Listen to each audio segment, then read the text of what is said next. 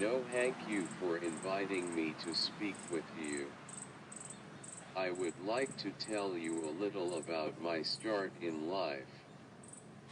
My birth mother decided to go to a place for unwed mothers, St. Joseph's Unwed Home. There were some problems during the birth. The cord was wrapped around the neck very tight, that cut off oxygen to the cerebrum. A nurse, Durkin, worked on me for 90 minutes.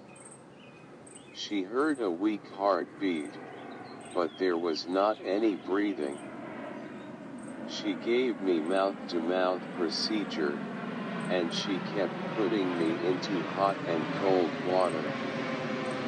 If I was in a regular hospital, I would be all right. That caused cerebral palsy. I would like to talk about my education.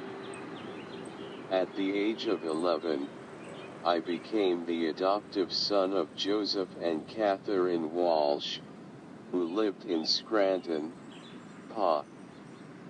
At this time, I was evaluated for a new machine that was coming into market.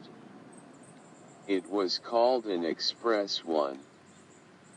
It took a very long period for getting finances for this machine.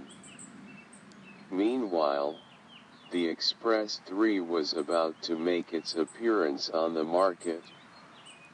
I decided to get the Express 3 with the help of a local newspaper writer, Joe Flannery. The people in the city of Scranton, with the assistance of the Kiwanis Club, purchased my Express 3. My Express 3 was the tool for my being accepted in the 6th grade in the Scranton School District. I accomplished 6 years in 1 year at the West Scranton Middle School. I was placed in a physical handicapped and learning disabled class. My teachers were astounded at what I had accomplished in such a short time. I was able to go into the West Scranton High School. Pennsylvania Assistive Technology Department gave me a light talker. I was mainstreamed into all regular classes. I had 2 years of French, Latin, algebra, and trigonometry. I graduated with honors in June of 1992. Office of Vocational Rehabilitation purchased my Liberator after high school. I applied at 4 local colleges and was accepted for all.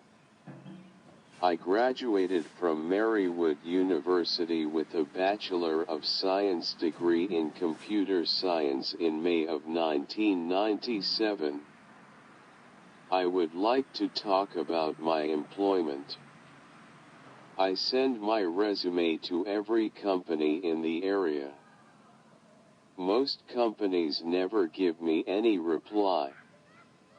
This was getting disheartened. Fleet told me they had a job for me. So I got an interview, and it went well. They called me and said, "Well, we don't have any job for you." National Security Agency was very interested in me. They are located in Maryland, which I didn't like that because I would have to move to Maryland. I figured it wasn't worth it. In March of 1997, I sent my resume to Commissioner Ray Alberigi, which he was a Lackawanna County Commissioner. The Information Services Department Director wanted to interview me. On November 3, 1997, I started there as a computer programmer. I don't need assistance care for my job. Every morning my mom hooks my laptop up. I got a cell phone for my parents, if for some reason, work gets out early or if I have a problem that can't be solved by my coworkers. I can text messaging through my communication device. My fellow co-workers chose me as their chief union steward for Information Technology Department. That is a humble feeling. I got chosen to be on the Labor Management Committee. I have been working on the emergency evacuation plans for county buildings. Office of Vocational Rehabilitation has been my biggest asset. They purchased 3 communication devices and 3 power chairs. Twice they helped to modify our vans. I would like to talk about attitudes. I feel medical students and social worker students who are in college should spend more time on people with disabilities. This could prepare them for guys like me. How many times I was taken to a medical professional for treatment, and believe me, I felt like I was some kind of freak. I didn't have the problem. The professional's attitude was the problem. I only needed treatment. If medical professionals were prepared to have patients like myself, they would not be scared to death. More understanding can be an asset for new professionals. Just a little contact with a person with cerebral palsy could make them acquainted with the disease. Just because body movements are noticeable doesn't mean a professional should have a nightmare and run for the hills. At an age of 4, I was placed into a foster home, which eventually turned out to be a disaster. The experts felt I would imitate from other children by being in their presence. These foster parents had their own 5 kids already and another foster child. What a way to think, just because I was around other kids that were supposed to help me walk and talk. Didn't they know that you have to be taught these things? Physical therapy, speech therapy would have been a better alternative. In that foster home I was treated like an invisible person, hoping I would go away, sitting in a corner in the dark with no interaction with kids. Not being able to tell if I was hungry or need to go to the bathroom. This was very upsetting to me. If I wet my pants, I was punished. I had no access to a wheelchair. I sat in a small stroller, which every now and then I would fall out and land on my face. This is where I feel the experts goofed. One of my first experiences with the medical profession was when I was a student at Home of Merciful Savior and had come home with my foster parents for the weekend. I was 10 years old. Walshes became my foster parents at that time. During the night I developed a fever of 103.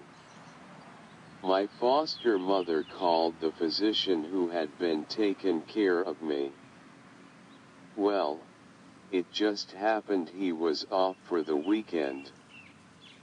That meant seeing another one. My foster mother called and was advised to take me to the doctor. On arriving, he inquired what the problem was. I could tell right away he was very uneasy with my presence. My foster mother told him of my fever. In return, the doctor handed my foster mother the thermometer for her to take the temperature. That was okay, but by this time it had risen another degree. The physician did not believe my foster mother, so he put the thermometer under the cold water and told her to take it again. Without hesitation she proceeded. Again the temperature was 104. While all this was going on, the physician did not touch me, look at my throat, check my heart, and just stand there like a statue, afraid to move. Finally, he asked my foster mother what I should do. She proceeded to tell him to give me an antibiotic and proceed with Tylenol.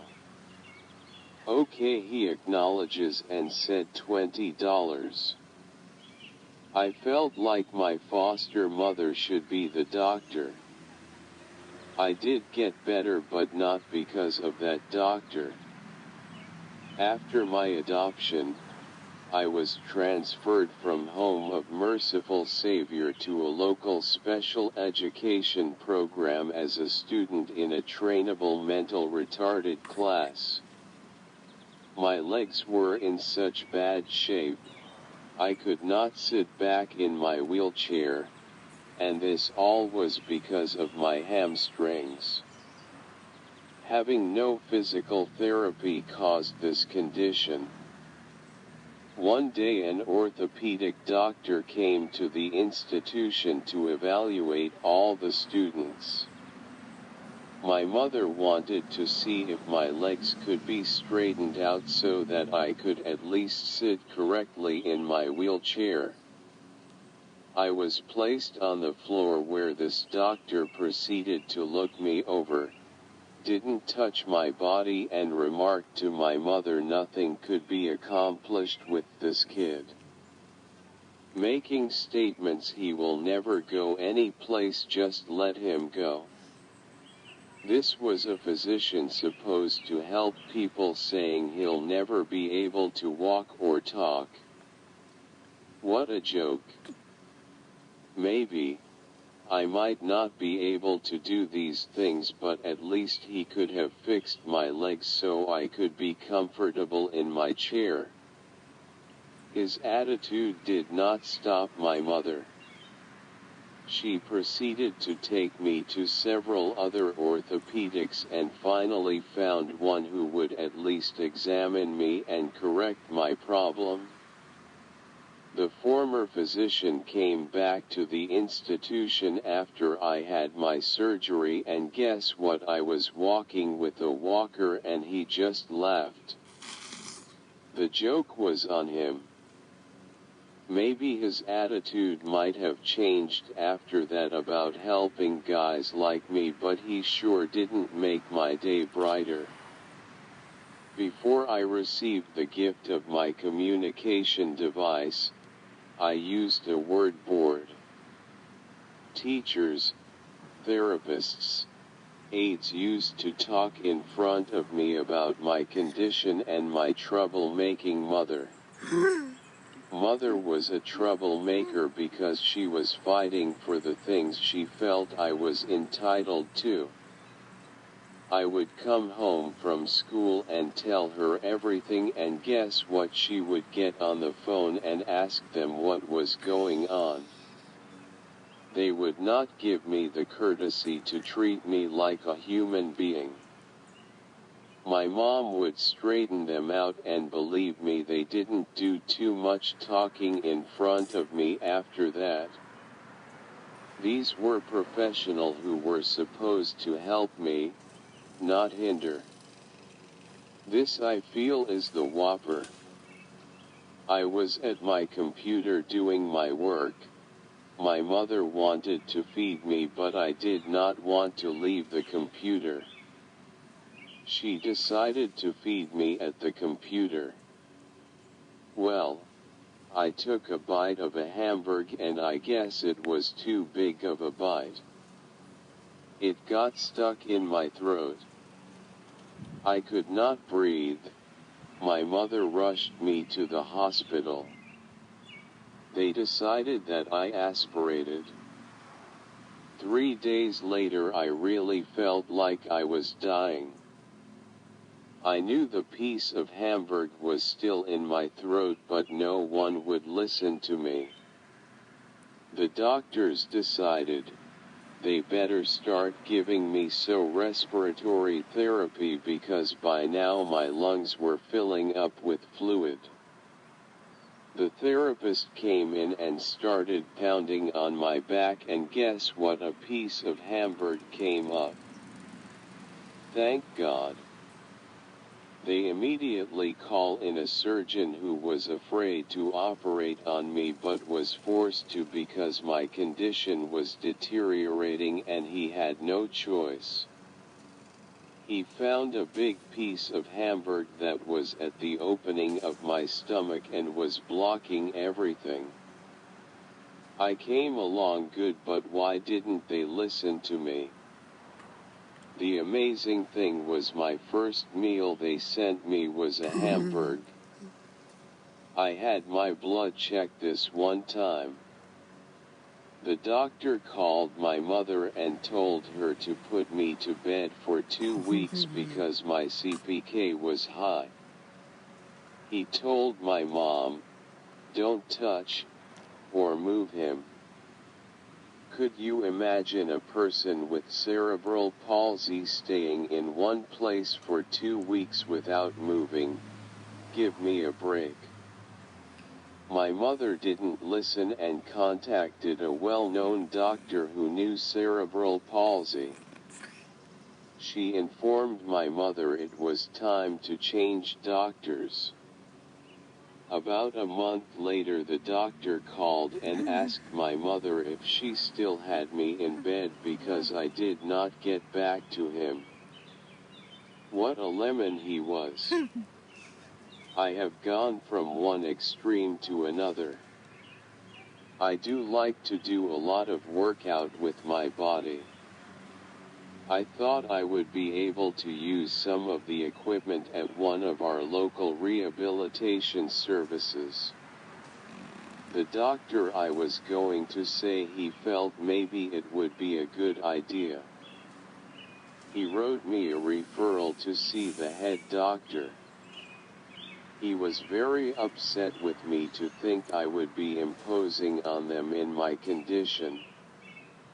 His advice was to go to one of the big university hospitals and see what new medicine was out to fix my problem. My last experience with the medical profession was the best. He ordered the entire test that could be found in the medical book. He was an extremist and guess he came up with the diagnosis of cerebral palsy. I could have told him that in the beginning. He did say they found no problems with my brain. I needed glasses, since I worked with computers a great deal. I arrived for my appointment and believe me, they had every nurse, doctor in the building into the room to look at me. It was horrifying. They didn't know how to handle me. They thought I was from Mars. This was disgraceful. As usual, my mother had to tell them I could answer with my communication device. They were very upset and bewildered how they would examine my eyes. With all their going on, I lost the memory in my computer that I communicate with. It seems with them turning all their equipment this way and that, they really messed my machine up. All they had to do is examine my eyes like everyone else. It seems my cerebral palsy was upsetting to them, which I feel is all uncalled for. If a great deal of education was put into the medical profession concerning cerebral palsy, it would make it easier for us clients who have cerebral palsy. The person in a wheelchair can hear and understand what is happening around them, but you would never believe how people actually yell out loud when they are talking to me. Also, they usually talk to the person with me. This is very annoying. It makes to feel me as I am no one. When you see a disabled person, just say, hello, or start up a conversation with them. That would mean a great deal. Please be patient with them. They need time to respond. My experience is, when a person comes up to me, and then they start up a conversation with me, they don't give me any time to respond, and then they just walk away. It drives me crazy.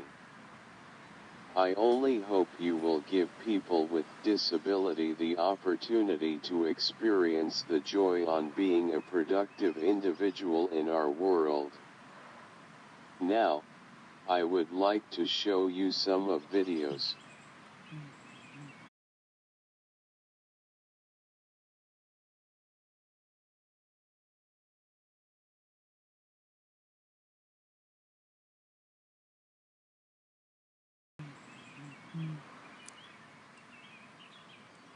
Thanks for watching, everybody.